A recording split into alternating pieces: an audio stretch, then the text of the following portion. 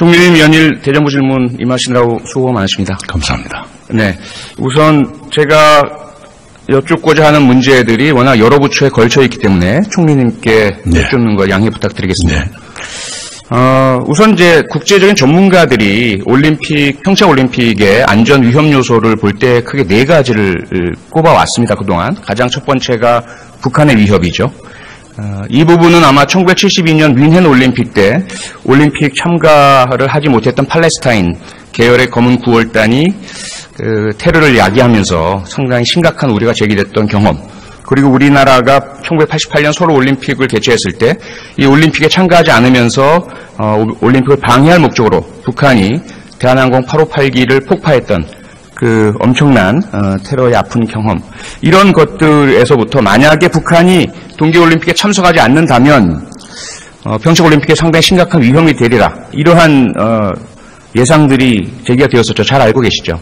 네, 심지어는 유럽 국가들도 네. 선수단을 보내지 않을 수도 있다는 그런 얘기까지 나왔었죠. 네. 하지만 어쨌든 총리님과 문체부 장관님 또 올림픽 조직위원회 정부 모두가 혼연일체가 되어서 IOC와 함께 북한 참가를 이끌어냈습니다. 물론 북한 스스로도 올림픽 참가를 통해서 그들의 목적을 달성하고자 하는 그러한 속내가 있겠죠. 네. 그래서 첫 번째 북한 위협은 상당 부분 거의 해소되지 않았나 싶습니다. 두 번째 테러 위협. 어떤 국제 행사나 다 있고요. 최근에 특히 미국, 유럽 등에서 많은 테러들이 발생하고 있습니다. 그리고 세 번째는 재난재해. 개막식의 추이도 문제지만 화재도 문제고요. 특히 더 중요한 것은 평창에 모든 관심이 집중되고 안보 인력 또는 안전 인력들이 집중되어 있는 사이에 다른 지역에서 또다시 재난이 발생하지 않을까 큰 우려가 되고 있습니다. 네 번째는 이제 보건질병, 이번에 노로바이러스 문제가 발생을 했지만 감염병이라든지 AI 문제도 있고요.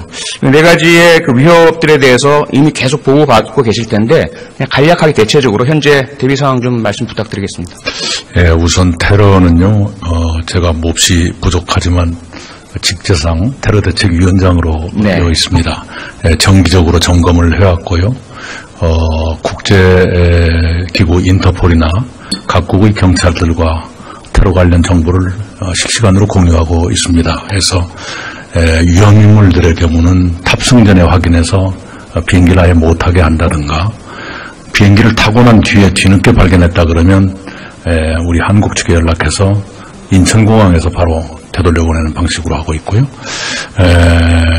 국내에 이미 와 있는 분 중에 좀 위험해 보이는 사람들이라든가 이런 사람들에 대해서는 이미 24시간 관찰체제에 들어가 있습니다. 테러에 대해서는 그렇게 대처하고 있고요. 재난재해는 아까 말씀 주신 그대로입니다. 지난 겨울을 작년 연말부터 워낙 큰 불들이 많이 나오고 그래서 대단히 긴장하고 있습니다. 또 경찰력이 아무래도 평창, 강릉 이쪽에 집중하다 보면 다른 쪽에 또 소홀해질 수가 있어서 그런 것도 면밀히 최소 인력은 항상 남겨놓도록 이렇게 조치하고 있다, 이 말씀을 드리겠습니다. 보건질병은 이번 보안요원들 사이에 노로바이러스가 발견돼서 바로 그 인력들을 전원 빼고 960명 이상의 대체 인력으로 군병력으로 바로 바꿨습니다. 그런 지 4일째 됐습니다만 이 시간 현재까지 확진된 분이 한 70명, 의심 환자가 또 있고 그래서요. 그분들은 완전한 격리 치료를 하고 있고 또 의심 환자들도 격리 상태로 지금 관리를 하고 있습니다. 대단히 송구스럽게 생각을 합니다. 다행히 불행 중 다행히 그 보안요원 이외의 분들에서는 아직 의심 증상이 발견되지 않은 것은 그나마 불행 중 다행이라 생각합니다. 네, 끝까지 잘 챙겨주시기 부탁드리겠습니다. 가장 중요한 부분 중에 하나가 아무래도 북한 문제일 텐데요. 우선 북한 참가를 통해서 우려했던 커다란 위험은 사라졌지만 작은 위협들이 계속 상존해 있는 것 같습니다. 간략하게 우리나라가 그 아시안게임이나 올림픽을 주최하는 과정에 북한이 어떤 역할을 했는가를 좀 살펴보고 좀 질문을 드리겠는데요. 잘 아시겠지만 우선 1970년대 당시 박정희 대통령께서는 아시안게임이나 올림픽을 유치하려는 노력을 많이 했습니다. 그런데 1968년 김신조 사건이 터지면서 남북 긴장이 고조되고 우리 경제도 어려워지면서 포기를 하게 되었고요. 그러다 70년대 말에 다시 추진을 하셨는데 결국 꿈을 이루지 못하고 전두환 쿠데타로 인해 집권한 그 오공 정권이 이어받아서 81년에 바덴바덴 서울올림픽 유치의 기적을 일궈냈죠. 그때 우리 정주영 현대 회장의 역할도 컸고 국민들이 저도 기억하지만 정말 커다란 그 기쁨과 환호에 빠졌던 기억이 있습니다. 문제는 그 뒤에 북한이 우리와 함께 아시안게임 유치 경쟁을 하다가 결국 바덴바덴 결정 이후에 포기를 하고 우리가 단독 유치를 하게 되죠. 그러면서 북한이 우리에 대한 방해 공작을 벌이고 83년에 아웅산 테러 그리고 87년에 칼 대한항공 858기 폭파 계속해서 우리에게 칼 폭파 같은 경우는 115분이 희생되셨습니다.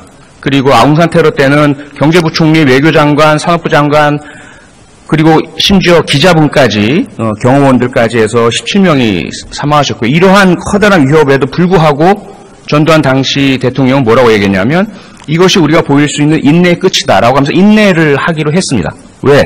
그 이후에 우리가 올림픽, 아시안게임 유치를 했어야 하니까요. 이러한 일련의 과정들을 다 잘 알고 계시지 않습니까? 그리고 특히나 2002년에는 박근혜 당시 미래연합 창당준비위원장이 북한을 방문을 해서 김정일 위원장과 2박 3일 독대를 하고 돌아오셔서는 9월에 남북 축구를 제안했고 그때 태극기 사용하지 마라. 한반도기 사용하자. 그리고 애국가 부르면 안 된다? 아리랑 부르자. 그리고 이 한반도기는 특히나 노태우 정권에서 1991년에 그 칼기 858기 폭파 사건 이후에도 불구하고 남북 단일팀 구성을 하면서 처음 도입한 거 아니겠습니까? 이런 부분들을 다 알고 있는 보수 야당에서 왜 자꾸 안보 이념몰이 주장을 하면서 평창올림픽에 대해서 방해 이야기를 하고 있다고 총리께서 생각하십니까? 저도 잘 모르겠습니다만은 대단히 의아하게 생각을 합니다. 네, 저도 정치하는 사람이어서 함부로 말씀드리기는 조심스럽습니다만은 자기가 과거에 어떤 주장을 했었던가 이것을 국민들이 잊어버릴 것 같지만 오히려 본인들이 잊어버리고 국민들이 기억하시는 것 같은 그런 느낌이 드는군요.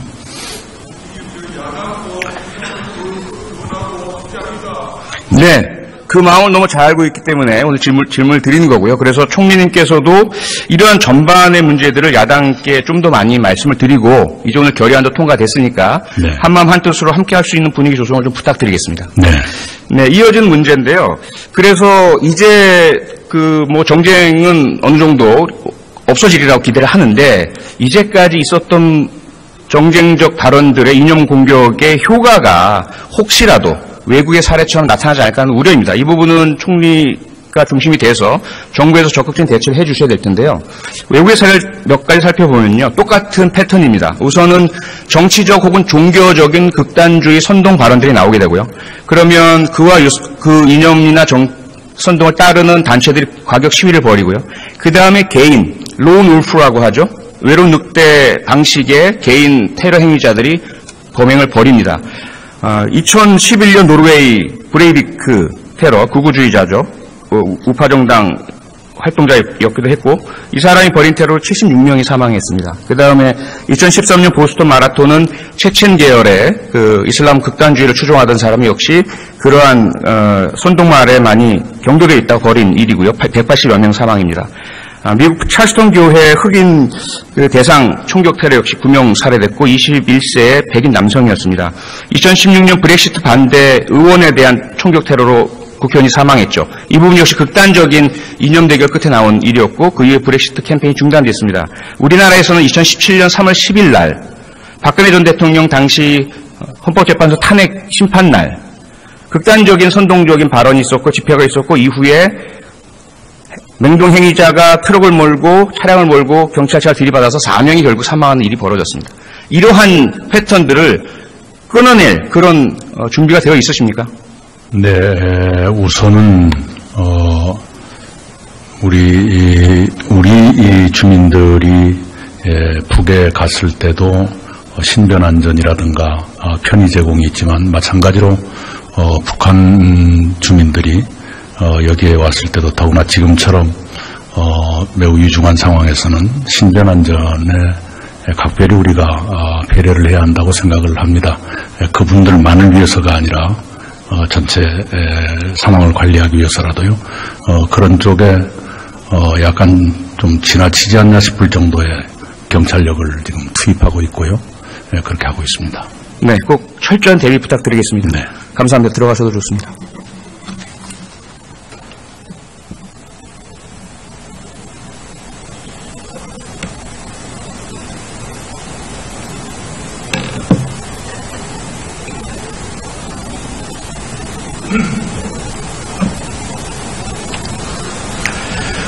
네, 정치권에 호소 드리겠습니다. 여야 이념을 떠나서 평창 동계올림픽은 대한민국의 소중한 기회이자 전 세계인을 초청해놓고 우리가 벌이는 인류의 재전입니다. 부디 안전한 그리고 성공적인 개최를 위해서 모두 힘을 모아주시길 부탁드리겠습니다. 아울러 제천 밀양 화재 참사는 관계 당국의 조사와 전문가들의 분석에 따르면 우선 건축법상의 문제, 가연성 단열재들이 사용되고 방화 구획이 제대로 운영되고 있지 않으며 소방 점검이 제대로 이루어지지 못하고 소방 인력과 장비와 훈련이 부족한 전반적인 안전 적폐의 총합 이것을 특정 개인의 책임으로 돌리고 정치의 공격으로 삼지 않았으면 좋겠습니다. 우리 모두가 힘을 모아서 평창의 성공과 국민 안전을 확보하는 데 하나가 되어주시길 부탁드리겠습니다. 고맙습니다.